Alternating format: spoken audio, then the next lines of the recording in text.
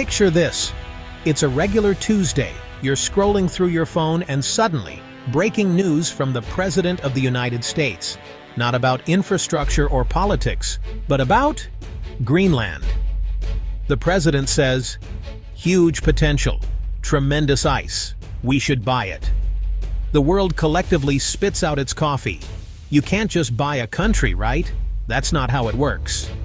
But in Trump's mind, Greenland was prime real estate, just waiting for a developer. It felt like a reality TV plot twist. America, shopping for a country. The logic? Greenland is massive, strategically located, and rumored to be rich in resources. Think of it as the world's coldest storage unit, and America wanted the key. The president talked about it like a Trump Tower with more polar bears and fewer gold escalators. He probably pictured a giant Trump sign on a glacier. It was a business proposition, not a diplomatic one. The people of Greenland? Their ties to Denmark? Not part of the pitch. The initial offer was classic Trump, bold, unexpected, and completely ignoring centuries of international law. His team must have scrambled. Do you call Denmark's queen? Send an email? Subject: Greenland purchase inquiry. The idea floated in the public sphere like a rogue iceberg. Trump saw it as a masterstroke, expanding America's portfolio. For everyone else, it was confusing, hilarious, and a little terrifying. The U.S., led by a real estate mogul, had officially expressed interest in buying Greenland. The media went wild. Pundits debated the geopolitical implications of buying a territory from a NATO ally. It was a storyline nobody saw coming, absurd, ambitious, and about to get weirder. Because while America was busy drafting an offer, someone else was watching. Someone quiet, polite, and unexpected. Our friendly neighbors to the north, Canada, were paying very close attention. While the U.S. was focused on the deal, Canada was quietly preparing a different kind of play.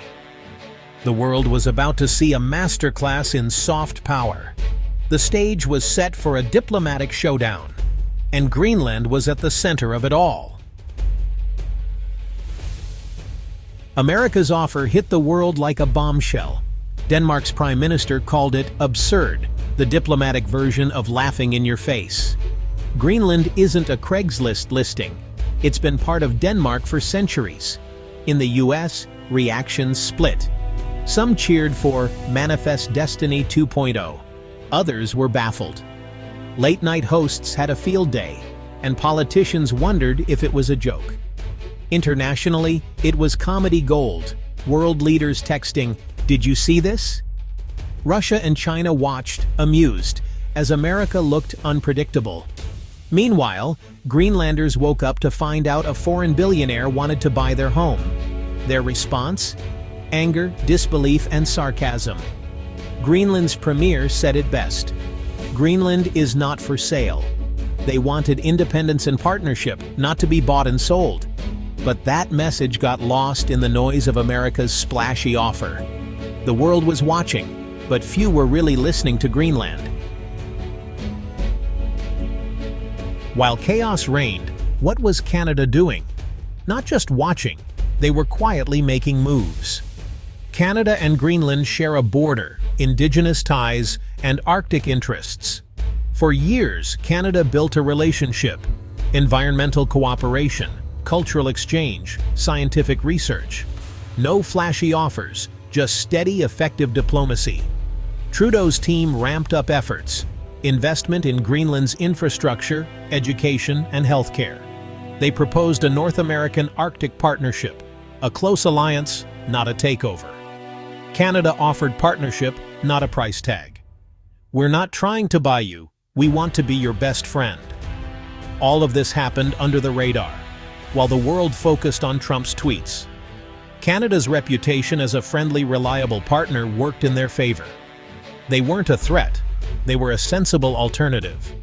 It was a masterclass in soft power. A polite Canadian-style heist was underway, and Greenland seemed ready to listen. The biggest surprise in geopolitics was about to unfold with a quiet sorry. From Greenland's perspective, the US offer was an insult. Imagine your home treated like a fixer-upper by a foreign billionaire. Greenland's government responded, "We are open for business, but not for sale." People aren't property. Locals saw it as colonial arrogance. They wanted autonomy, not a new owner. Canada's approach felt different: partnership, respect, shared heritage. For Greenlanders, the choice was clear: be a partner, not a commodity. They began to engage with Canada, seeking support without sacrificing sovereignty. The American offer faded. Greenland was ready for something new. The whole mess landed at the United Nations. Diplomats, used to war and famine, now debated if a country could be bought. The US ambassador tried to defend the idea with corporate jargon. The world wasn't buying it. The Danish ambassador explained, "Greenland is a constituent country, not for sale. International law, human rights, and decency were on Denmark's side." The meeting was a surreal clash of old-school diplomacy and reality TV politics. Canada's ambassador stayed calm, emphasizing respect for Arctic peoples and partnership. Canada positioned itself as the reasonable adult in the room. They highlighted cooperation, not ownership. The world saw Canada as the obvious partner. America looked out of touch. The diplomatic tide was turning. Suddenly, breaking news. Joint press conference in Nuuk, Greenland's capital. On stage, Greenland's Premier and Canada's Prime Minister Justin Trudeau. The Premier thanked the US for its interest, but Greenland's future was not for sale. She announced a historic Arctic Partnership Agreement with Canada. Not a sale, an alliance. Canada gained exclusive investment rights and security guarantees, supporting Greenland's autonomy. Trudeau spoke of friendship, shared values, and a new era of cooperation. Plans for joint research, trade, and cultural exchange were unveiled. Canada got everything the US wanted by being nice. The polite heist was complete.